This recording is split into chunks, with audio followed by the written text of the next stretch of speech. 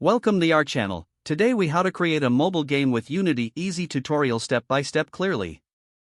Open Unity and create a new project. Select the 2D or 3D template, depending on your game type.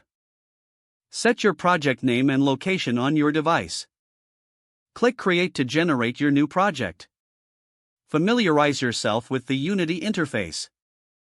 Locate the scene view in the game view on your screen. In the Hierarchy panel, right-click to create a new game object.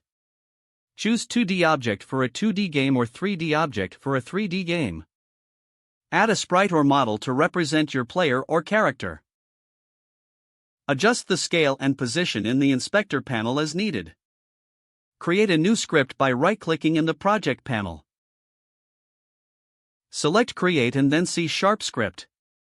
Name your script, for example, Player Controller. Double-click the script to open it in your code editor. Define your variables, like speed and jump height. Use the update method to handle user input for movement. Implement features like jumping and shooting as needed. Save your changes in the code editor. Return to Unity and attach the script to your player object. Drag and drop your script onto the player object in the hierarchy.